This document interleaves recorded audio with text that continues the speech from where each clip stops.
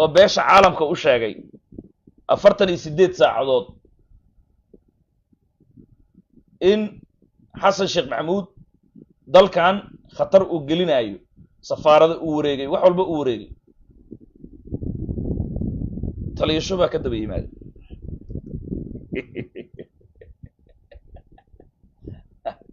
allahi billahi tallahi adaa baran waay lafta gareen nimayo casharkan uu adag yahay ma iska daayaa casharkan ma iska daayaa waxaa lagu yiri dhagayso shubaa ku jira meesha haddaan kuu soo kookoobo axmed madoobe gogoshan yuusan imaanin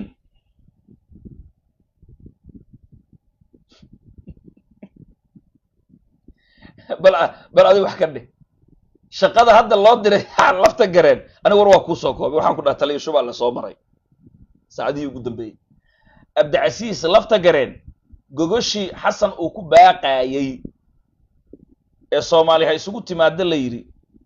oo international community-ga pressure ay ku saareen beesha caalamka anaga Frenchia inoo taliye Soomaali war iskama maqashee haday war iska maqasho shanta qaarad qaxootima inaan ku noqdeen dalkeenna ma burbursanaadeen haddaan ku soo kookoobo shirka gogosha Axmed Madoobe iyo soo fariisan deni lafta gareen adiga ah Ali Guudlaawe iyo Qorqor iyo aniga Xasan Sheekh bes fariisanayna iyo gudoomiyaha gobolka Banaadir lafta gareenow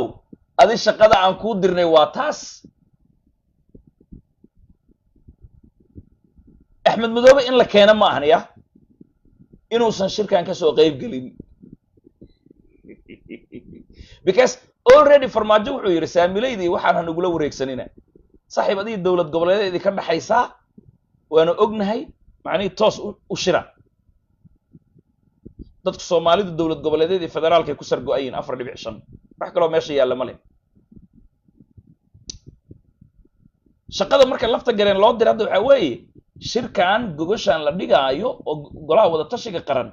macnaheedu in Axmed Madoobe aanu imaanin xasan saasoo rabaa ninka uu rabo inuu ku takaatayo oo ku qataarana waa lafta gareen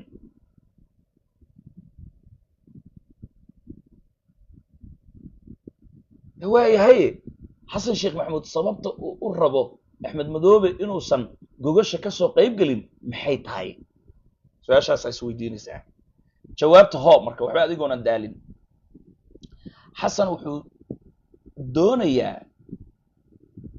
in uu yiraahdo beesha caalamkow ma i maqasheen ha Axmed Madoobe mandate ma haysto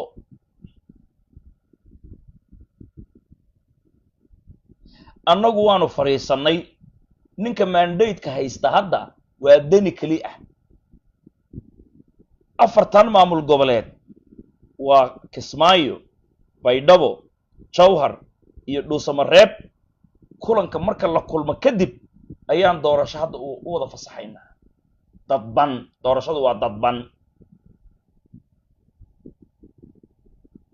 muxuu ka helayaa marka Xasan Sheekh Maxamuud wuxuu ka helayaa doorashada fasaxaasi marka la fasaxo Axmed Madoobe in uusan kursigan ku soo noqon already Xasan waxba qabiyo waha inuu daaqada ka baxo kow Ali Guudlaawe inuu daaqada ka baxo uusan soo noqon Qorqor inuu daaqada ka baxo ninka ama armu soo noqda armu baxa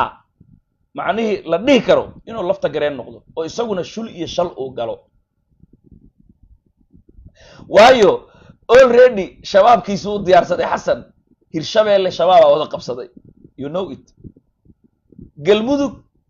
sacad iyo cayru ku takaateeyay inta shabaab ay haystaan marka laga yimaado Saleebaankii hangool faraariyaale mooriyaantii la diyaariyay waqtiga ku dhacay waa kan gabdho jidka maraayo oo beelaha macni masaafirka ah macni ceel dheer meesha la yiraahdo inta u dhaxaysa Dhuusamareeb iyo Gurceel ciidamadii Mahadsalaad ay ku kufsanayaan hadda qaarkood qoryaha iskala tagayaan waqtiga dheeraaday mishinka macni mar hore in la dejiyaa rabay marka Axmed Madoobe Xasan Sheekh Maxamuud wuxuu doonayaa in dawlad goboleedyada sidaan warka aan kugu sheegi jiray casharka jaamacadda ninkan doorasho qof iyo cod uma socdee hal mar inuu qabsado dawlad goboleedyadu rabaa kuwan uu ka taqaluso xildhibaanada uu sidaa ku helo sidaa lagu doorto wuu og yahay in doorasho dadban la aadayo beesha caalamka waa qasab saasay rabtaa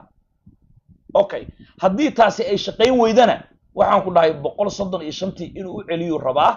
oo uu yiraahdo dawlad goboleedyadu xildhibaano ma soo dooranayaan xildhibaanadu waxa soo dooranaya odayaashii 135 odayaashana xamar inuu ku samaysto xamar uu ku xareeyo hoteelada markaas kadibna qaar uu handado iyo qaar uu lacag u siiyo kadibna odayaashu ay soo qoraan ya xildhibaano xasan gacantiisa uu ku soo qortay oo darbijiif ah oo beelaha maalin u dhashay daarood maalin u dhashay dir maalin u dhashay digli mirifle maalin u dhashay ma arkaysa dan wadaag maalin u dhashay hawiye shaqo iyo shuqul aan ku lahayn aan matali karin labadaas option uu dheelayaa beesha caalamka marka game kay dheelaysaa iyaduna lafta gareensa muxuu dheelayaa way inta aanan u gudbin lafta gareen beesha caalamka maxay rabtaa beesha caalamka waxay rabtaa waxa lagu tartamayo waa doorashada 2026 beesha caalamka waxay rabtaa doorashada 2026 federaalka inay iyadu hagto ay maamusho gacanteeda inay soo gashay rabtaa si gacanteeda ay u soo gashana June marka la gaaro madaxweynaha in muddo xileedkiisi meesha uu ku ekaado oo xafiis iska fadhiyo bas dalka Soomaaliya inuu madaxweyne ku meel gaar ah ka noqdo James Swan ciidankana markaas la hoos keeno markaysa wixii haray iyo macnaheedu kuwa cusub saddex qaybood inta la dhiso in la hoos geeyo kamaanka AMISOM iyo Yoweri Museveni ugu ciidan badan yahay xasan marka laba aflu ciyaaraya laba afla soo ciyaaraya safarkan la sacaanoodna waa ku tagi doonaa laakiin 10kiisa ka hoos bixin now markaysa beesha caalamku waxay ku dadaalaysaa in gacanteeda ay soo gasho doorashada xasan laga faramroojiyo xasan wuxuu doonayaa in ma arkaysa macnaheedu isagu macnaheedu maamul goboleedada qabsado kulankan marka hadda la isugu yeerayo haddii Axmed Madoobe uu soo xaadiro Xasan Sheekh Maxamuud si uu u yiraahdo Axmed Madoobe ma arkaysa macnaheedu go'aan malid ma jirto laakiin Axmed Madoobe gogashaba inuu san imaano raba si gogasha aan u imaanin lafta gareen inuu u adeegsado lafta gareen caaw ma naxsan tahay habeen waa ka farxinaya habeen waa ka nixinaya wixii ani laakiin waxaan ku shaqeeyay warkii u dambeeyay lafta gareen in lagu qataaro Axmed Madoobe ma ogolaanaya mise ma ogolaanayo wuu ogolaan doonaa ma ogolaan doono adinka xukumi doona warka laakiin taliisho baa loo soo maray maxaa lagu yiri taliisho oo qandaraas aan ku siinay Soomaan ha okay waa maxay qandaraaska aan ku siiyay in dagaalka shabeellada dhexe ilaa iyo ceelbuur qandaraaskiisa inaan adiga ku siino ciidamada asluubta adaan ku siiyay raashin haday tahay iidaan haday tahay taliisho hunguri weeye askari waa ilaa 14 jir iidaan iyo shidaal shubasho howlahaas waa howlihiisi 500 iyo macna iyo intaasoo iyo ka badan macnaheedu almara cash loo siiyay markii ciidankan raxweynka hadda maantay geelgub la geeyay macnaheedu ani tacsiidooda horaan u sii dhigayba macnaheedu uu ururinay tuuganimo ku ururinay Soomaan okay taliisho waxa ballan uu kula galay Xasan Sheekh Maxamuud oo ballan laba uu kula galay adigu gudoomiyaha baarlamaanka Soomaaliya noqonaysa 2026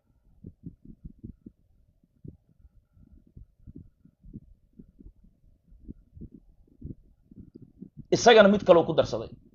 haddii gudoomiyaha baarlamaanka macnaheedu aan noqon waayo bay dhabo madaxweyne ma ka noqonahay haddii lafta gareen sida aan raba uu diido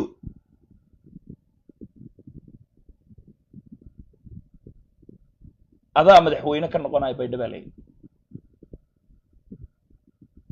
KGS adaa madaxweyne ka noqonahay taliisho muxuu iska soo jaray marka lafta gareenow axmed madoobe isku qatar ama meesha ka tagniyo sirahan dadka ma fashiliyaan laakiin aan siraan kuu sheegaya ha aniga raxweyna u dhalatay maxaa sirta been ma sheegaynaa dadku waa isku kaamid dalkan waa in la badbaadiyaa taliya shub 100 ma ku dhahayo macnihi 99 ma ku dhahayo 100% heshiisu soo qaatay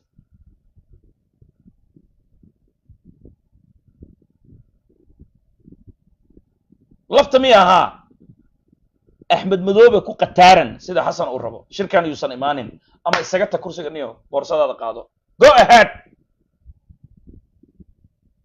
shubhada ciidanman uu ku leeyahay meesha saraakiisha meelahan aad u jeedid ee socda 60% markay ugu yar tahay haddaysan ka badnayn isagaa geystay meelaha intaas wax ka daranaa jira hitler muxuu yiri adduunka oo dhan oo iga hor yimaaday iyo xaaskayga oo iga hor timaada xaaskaygii aad daran gogoshiina de moolaysigana waa loo joogaa wax kale aan kuu sheega haddana madaxtooyadana taliya shub wiil uu dhalay baa u jooga dhaqdhaqaaqeeda shilinkii meel ku baxaya kaasaa og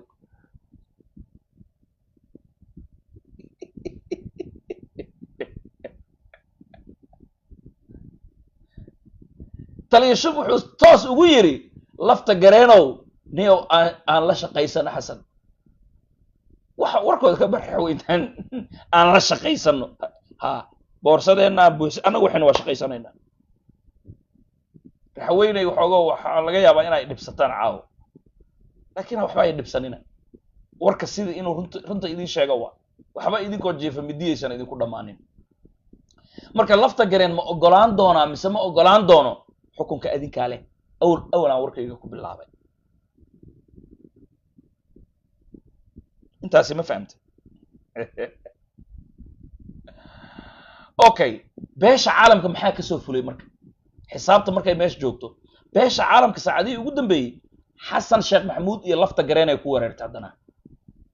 in ay kala maqan yihiin inay wada jiraan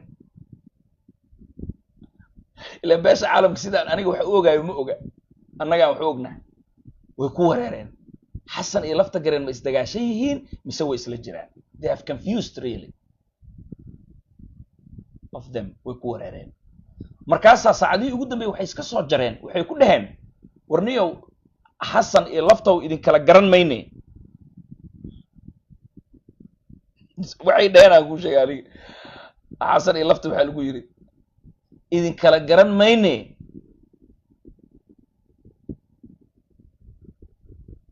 doorasho dadbanaan idinka rabnaa golaha wada tashiga qaranna in macnihii axmed madoobe u fadhiyaan rabnaa kabishi beesha caalamka marka waxay rabtaa axmed madoobe inuu yimaado leesh axmed madoobe waxay u aqoonsan tahay ninka ugu mandate dheer madaxda Soomaalida maanta dani xataa isaga ka mandate dheer saasa aqoonsan tahay ninka mandate kan haysta waa inuu gogosha fariistaa xasanna wuxuu leeyahay ninkan mandate ma haysto gogosha ma imaan karo si gogoshaasi uu uga celiyo wuxuu rabaa inuu waqtiga ku dilo uu ku dhumiyo lafta gareen uu ku qataaro lafta gareen in uu macnaheed ka yeersiyo uu dhaho axmed madoobe mandate ma haysatid gogosha ma imaan kartid leesh oo macnaheed qoorqoor iyo guudlaaw hadday dhahaan hadalkooda ma gadmaayo beesha caalamkana kama gadmaayo Soomaalina kama gadmaayo wuxuusan uga gadmaynin qoorqoor waa nin hawiye ah guudlaaw waa nin hawiye ah baasha ninka suugada u sameynaayo ama